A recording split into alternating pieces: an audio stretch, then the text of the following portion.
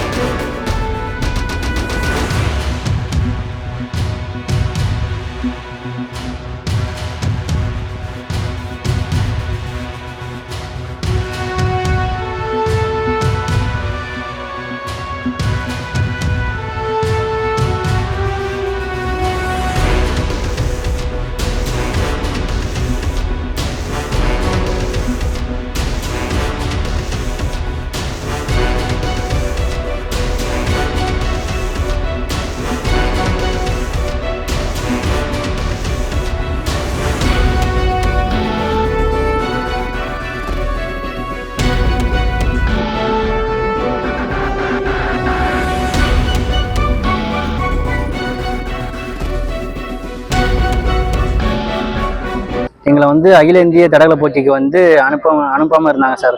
அதுக்கு நாங்கள் பர்மிஷன் கேட்டு இங்கே மாவட்ட ஆட்சியர்கிட்ட கம்ப்ளைண்ட் பண்ணியிருந்தோம் சார்.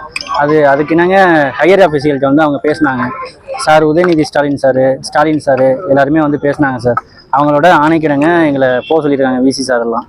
இப்போ கொஞ்சம் ஹாப்பியாக இருக்கும். ஆனால் என்ன ட்ரெயின் மிஸ் பண்ணிட்டோம். இதே மாதிரி தான் ஒவ்வொரு தடவையும் அவங்க பண்ணிகிட்டு இருக்காங்க.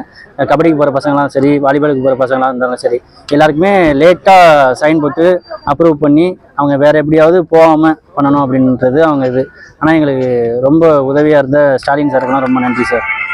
எப்படி போகிறீங்க? எப்படி காசு இருந்தால் அதான் நாங்கள் 3 மாதத்துக்கு முன்னாடியே ட்ரெயின்லலாம் புக் பண்ணோம் சார். இப்போ காசு என்ன பண்ணுறது தெரியல. எங்கள் பிடி சார் பிரபாகரன் சார் தான் இப்போ ஏதாவது பிடி சார் வந்திருக்காங்க.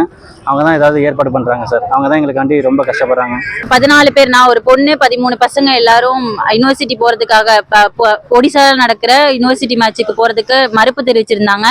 இப்போ நாங்கள் நேற்று நைட்டு 11 மணி வரையும் இப்போ காலையிலேருந்து இங்கே தான் கலெக்டரேட்லேயே இங்கேருந்து நாங்கள் ரொம்ப கோரிக்கை வச்சோம், எங்களை அனுமதிங்கன்ட்டு.